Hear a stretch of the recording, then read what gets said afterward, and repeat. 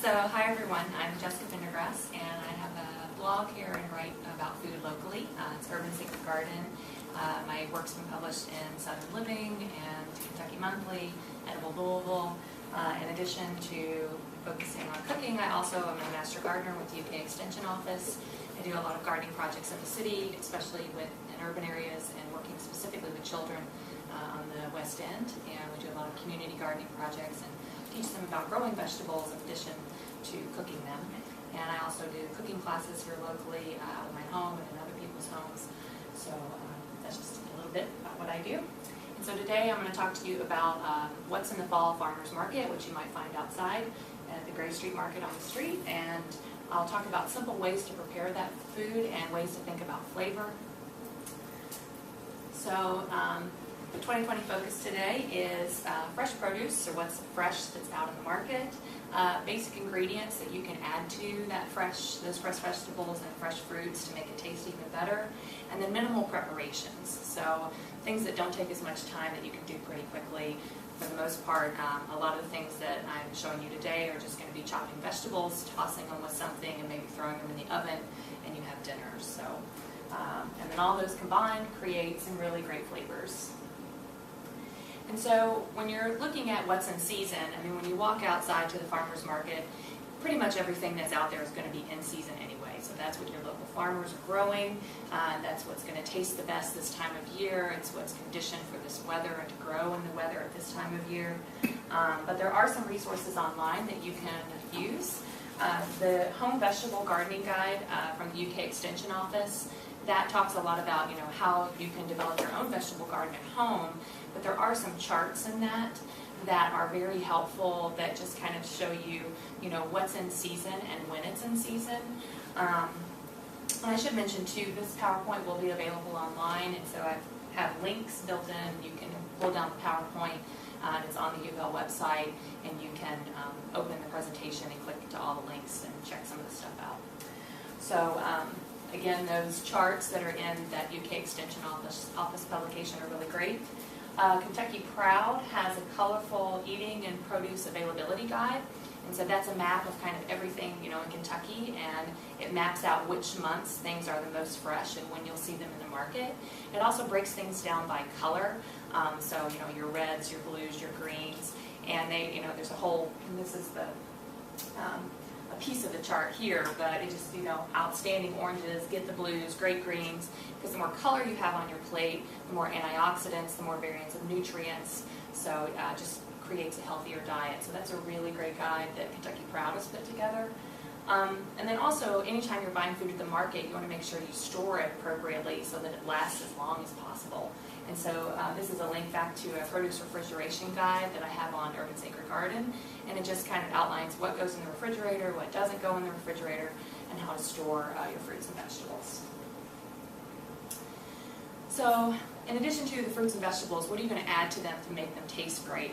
And so this is my basic list of the things that I always have in my kitchen and that I love and that I always have on hand to use. So olive oil, salt and pepper, that I use every single day no matter what I'm cooking. This is an olive oil that's actually called First Fresh. It's actually put together by a guy in central Kentucky. The olives, of course, aren't from Kentucky. Olive trees don't grow well here, but he does source them from California and does his own presses of olive oil, so it's a really nice quality olive oil. Olive oil, you're not going to find any that's really truly local. There are Georgia olive oils that are recently becoming very popular, and they found a way to grow olives in Georgia, in the state of Georgia, so you might be able to find some of that, but right now it's very small batches and very limited. But a great flavorful olive oil is really wonderful. I'm not a marketing person for Trader Joe's, but in terms of quality olive oils for a good price point, that is an excellent place to go. They've got some great Greek olive oils, they've got some great Spanish olive oils with a lot of flavor for large bottles under $10. So highly recommend that. And then salt and pepper. I cannot emphasize enough the importance of fresh salt and pepper grinders in your kitchen. This is my favorite thing in the kitchen. I use it all the time. This is a gift I give for all my friends who don't have salt and pepper grinders in their kitchen. The difference between fresh salt and pepper versus just little shakers that have been sitting around, the flavor difference is tremendous. And so anytime I cook, I use these grinders. Really fantastic. Herbs and spices, I think that's a given. Of course, that's going to add great flavor to your food. I keep a small herb bed right outside of my kitchen door, off the side of the porch. And so, in 10 steps in the spring, summer, fall, I can walk out and just snip fresh herbs for food. You can also grow them in small pots, so even in very limited spaces. When I had an apartment, I just had a couple pots on my balcony with herbs during the season, and you can bring those pots inside and sit them in windows and have fresh herbs year round. But even dried herbs are fantastic too. And then honey. So this is going to be our first tasting. And so I keep a honey pot on my counter, and I really love honey. I think it's a great flavoring agent. It's good for you. It's much better than refined sugars. And our tasting today is going to be the difference between a Kroger filtered honey, which is still real honey, but it's just been filtered, versus a local raw honey. And so on your plates, at the top, that very first piece of bread next to the spaghetti squash, if you'll eat that, that is the Kroger honey. So that's the processed filtered honey. And then the piece next to it, when you get to that, is the local raw honey. And I think hopefully you'll notice a big difference in the taste and the quality of that honey. And people are always, fearful and think a lot about prices and think, oh, if it's, from the farmer's market, it's more expensive versus at the grocery store. Well, I don't keep this type of honey in my house. I only have local raw honey. I went and bought this last night. It was $5 for this, which is 12 ounces. And this one is 22 ounces, so it's almost double, and it's only $10.99. So for the quality of honey I'm getting, it's almost the exact same price per ounce as the cheaper filtered Kroger brand honey. So, did anyone notice a difference in flavor? Yeah. This one, the local one tastes like flowers. Yeah, it's a wildflower honey. Yeah, it's amazing the difference.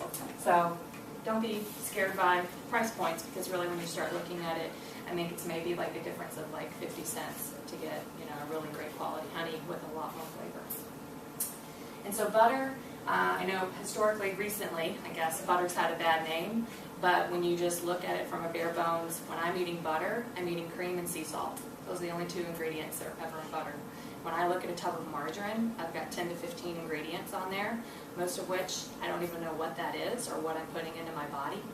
And a lot of research recently, talks about how chronic inflammation is what's the cause of heart disease and just general disease in the body. And margarine has the soy-based oils and corn-based oils that cause that type of inflammation, and our body doesn't process that as well. So butter is a much better alternative to margarine. Of course, your healthiest fat is still going to be olive oil, and that's what I use the most, but I do still use butter, and it's really a great flavoring agent. So the rest of these I'm not going to get into too much detail. Cheese, obviously delicious. Ginger, just fresh ginger root. So in the photograph you can see I've got a big piece of ginger root. I always keep fresh ginger. It's got a really bright, fresh flavor. I intended to make something today with ginger, but didn't have time. Garlic, pepper, shallots, onion, great flavoring agents. I put pork on there because unlike other meats, pork really has a great salting capability. So ham hock and collard greens, of course, and then bacon goes with anything, and bacon makes everything good. So, and then the next tasting is for vinegars. And so you have 2 pieces of bread there with vinegar. One has a chocolate balsamic on it, and the other is a fig balsamic. So the one closest to the apples is a fig balsamic, so if you want to taste those. The chocolate balsamic is really one of my favorites. But you can get these. There are a couple of local stores. This one is from Z Olive, which is out of Westport Village. There's Primo Olive Oils. It's over near Chenoweth and Reynoldsboro Road. Again, they're not necessarily locally made, but they really have some great products and do very quality blends of vinegars. And so there's a lot of different types of vinegar. Apple cider vinegar is what's going to be in your salad dressing for the kale salad when we get to that. But, so anyway, just to let you try some vinegars. Where would you use that chocolate balsamic? So chocolate balsamic, I'll use it sometimes in salad dressings, or I'll just drizzle it over a salad. I also will use it on appetizers, like fried plantains with ricotta with some chocolate balsamic on top. It's a really great appetizer. Also with cheese, it's really great with cheese. So just a sharp cheddar with chocolate balsamic is really great. So this is what's kind of local and fresh right now in the market, or is going to be coming up in the next month. The ones with the asterisk next to them are just the ones I'm going to talk about some recipes. And so apples, beets, broccoli, Brussels sprouts, cabbage, carrots, cauliflower, eggplant, greens, pears. Everything's kind of transitioning out of summer into fall, and there's some great stuff in the market. So apples. So at 6 o'clock on your plate are baked apples, and those are just olive oil, salt, pepper, and honey. And if you want to munch on those while I'm talking about apples, they're really great hot, but they've gotten cool since this morning. So, but that's the basic recipe at the top. Only I did leave out the spices because I just wanted you to taste the sweetness of an apple on its own, just some honey, salt, and pepper. So you just bake it in the oven, you chop them up, you're good to go. And this is great with, serve it with some ricotta cheese, serve it with ice cream, serve it with, little biscuits or cakes. And so this is something you could, and do a similar kind of mixture and put it inside a crust for a pie. And so that's a very basic preparation for an apple. Very classic recipes we think about for apples. Apple pie, of course, apple butter.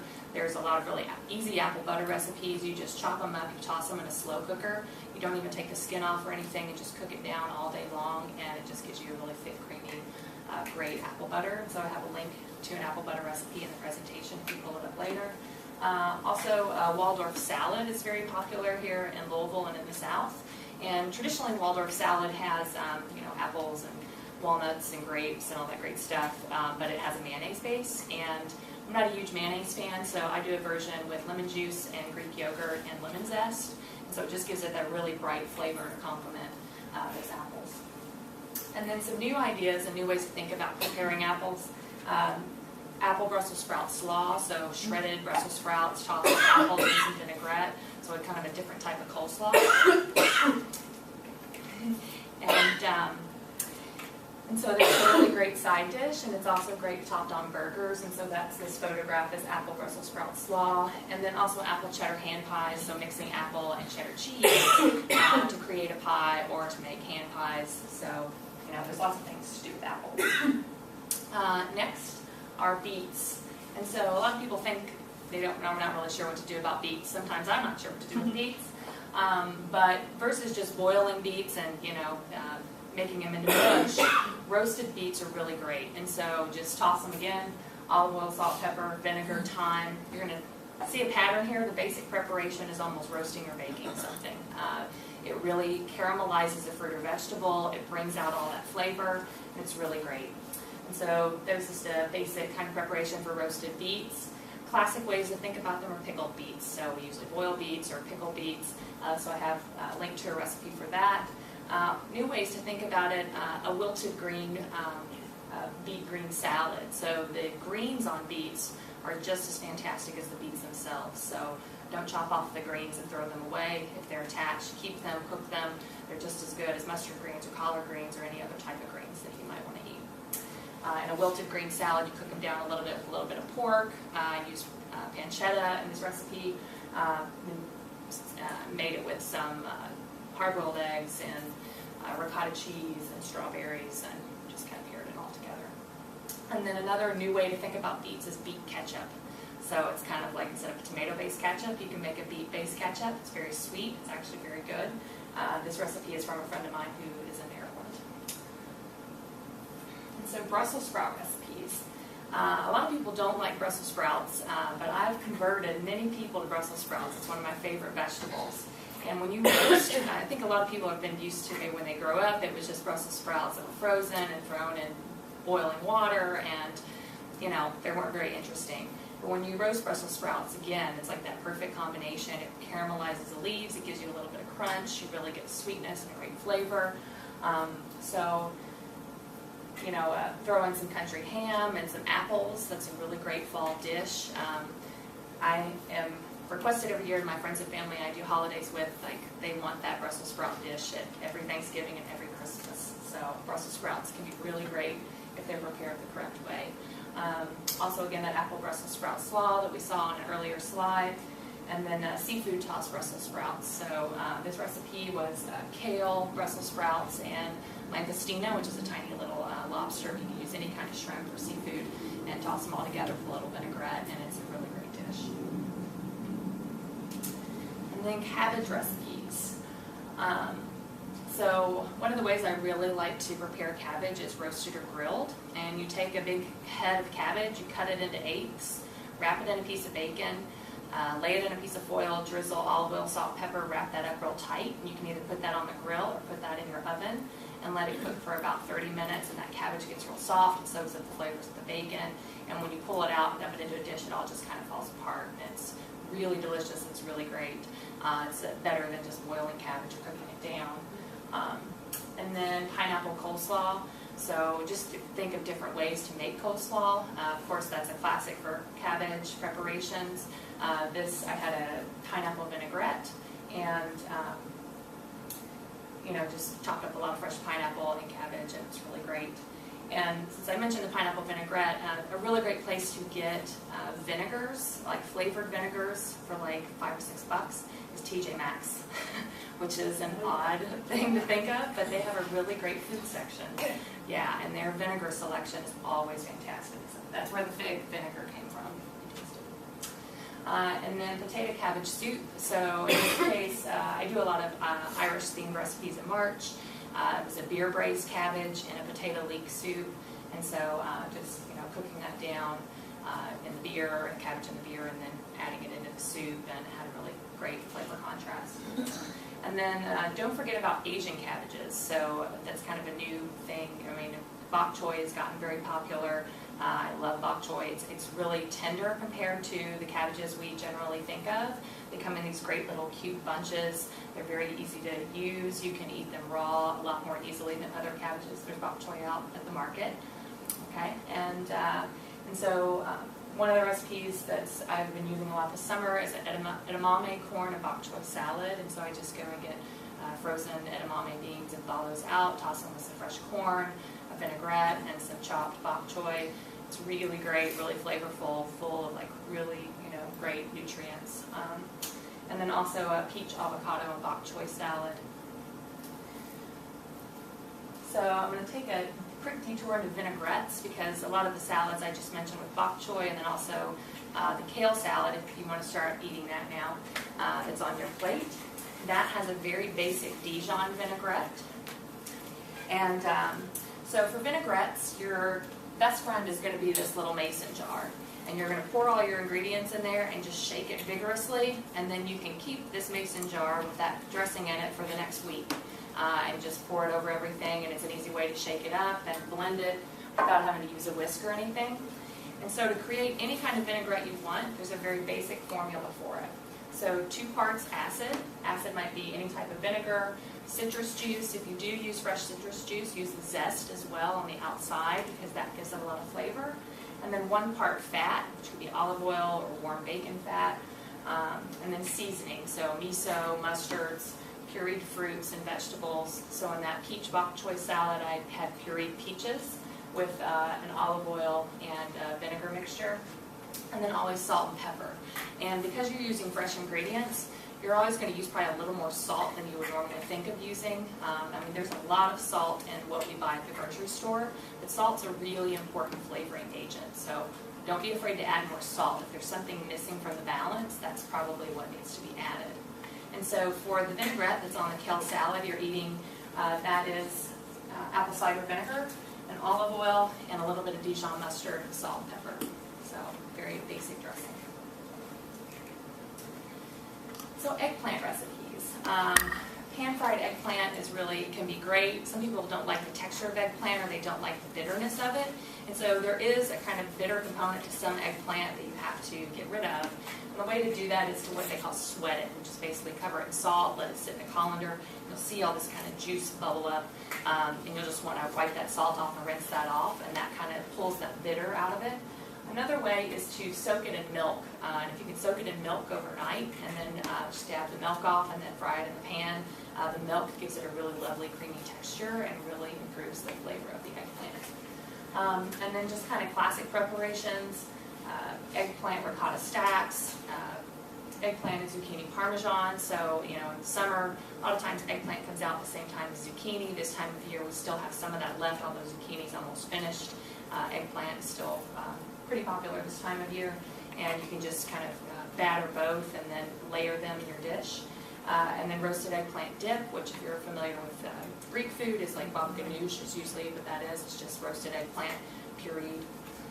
And then new ways to think about it, stewed eggplant and green tomatoes. So I'll have a recipe up on my site for that next week. A new recipe I just developed this week because I pulled so many green tomatoes out of my garden and eggplant and needed to make some kind of preparation.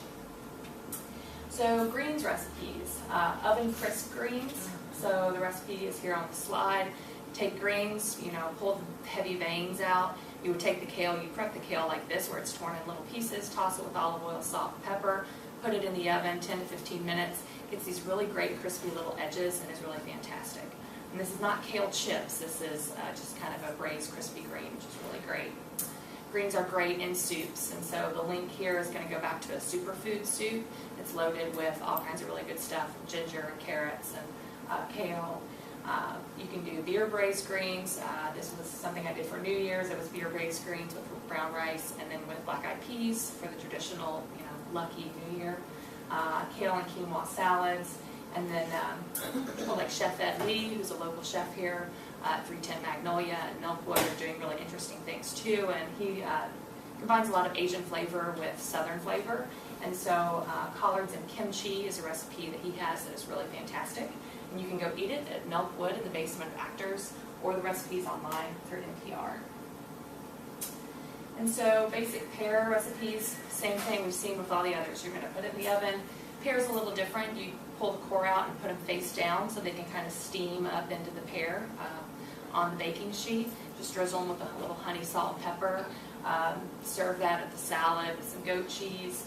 That's on the new preparations. That pear and goat cheese salad is really great. Also pear, fig, and gorgonzola torts. Some sharp cheeses and pears are really great together, especially when you're baking the pears and you get that caramelized sweetness. Classic preparations, pear sauces and pear crisps. And then finally, the last thing on your plate that we're going to eat is the winter squash. And so that is a spaghetti squash on your plate that just has a little bit of olive oil, salt, pepper, and thyme.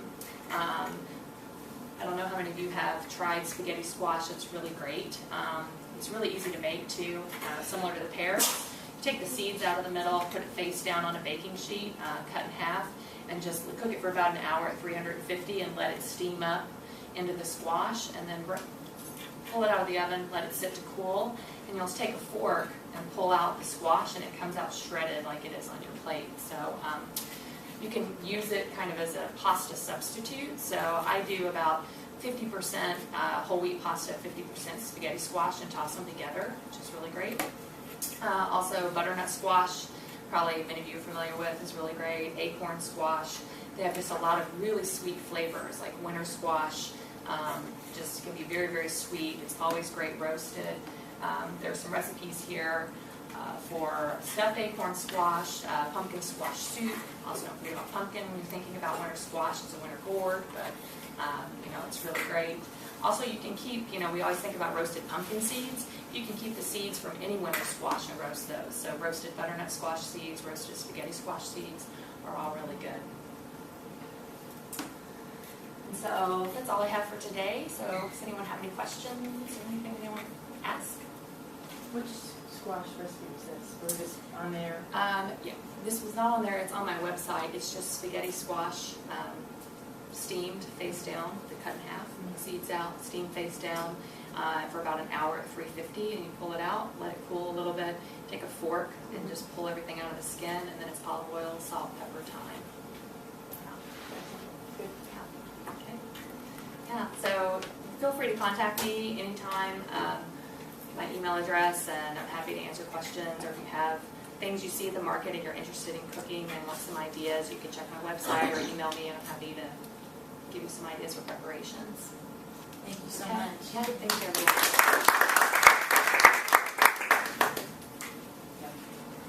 Wow, that was so tasty. Mm-hmm.